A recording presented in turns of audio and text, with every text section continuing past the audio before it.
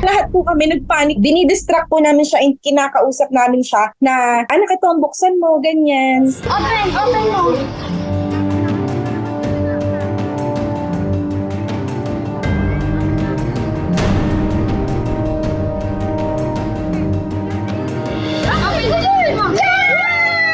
Paano? Palabas. Tulak. Push. Alam mo yun! Taas!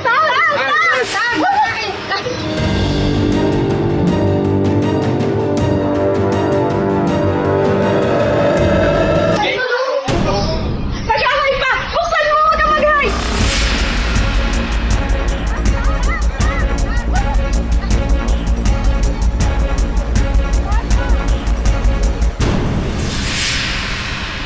Marunong na po kasi siyang magbukas ng bintana. Kaya during that time, yung instruction namin na itaas, alam niya po. And alam niya din na i-push yun. Pero yung napansin niyo po dun sa video na pinaas niya, tapos binaba niya, tapos pagtalikod niya, nag-no-no siya.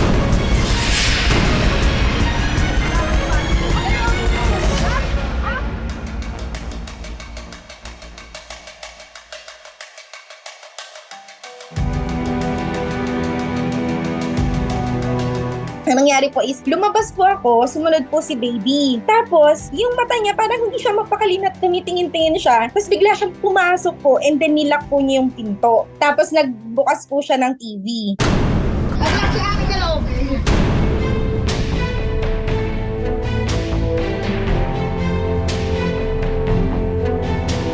Yung pinsan ko na po yung sumungkit po dun sa may screen door po kasi yung nila. So, ang ginawa po nila, binutas po yung sa may screen, tapos may sinungkit po sila sa loob. So, nabuksan naman din po agad. Di naman po siya tumagal ng mga 10 minutes or ganun. Kasi nga po, naging aware din po agad kami na pumasok agad siya sa loob.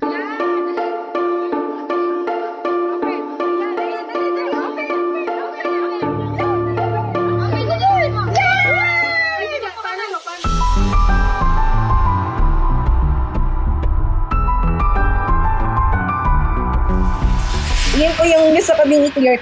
Yung daddy niya po kasi, nasa kwarto galing from work po.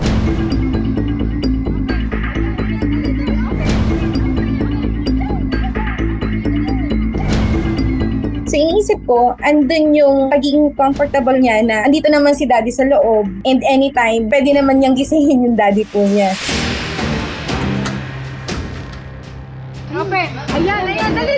Open! Through observation po siya palagi. Kung ano po yung nakikita niya, kung ano yung napapanood niya, even yung mga pag-count po, pag nag-ABCD yung ate niya, lahat po yun parang napapansin namin. Through observation lang po niya eh.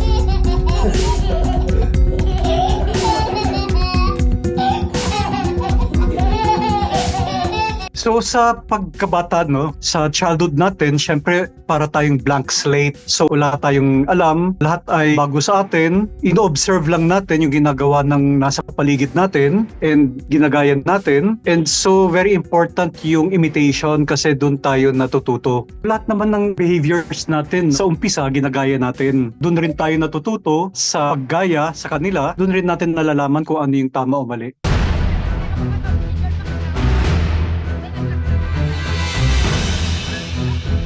Kahit parang split second lang na mangyari, kahit nasabihin mong sa lahat ng oras nakatuto ka kay baby, hindi naman talaga maiiwasan. Parang hindi porket meron kang unintentional na mistake na kagaya nito, masamang nanay ka na. Open mo.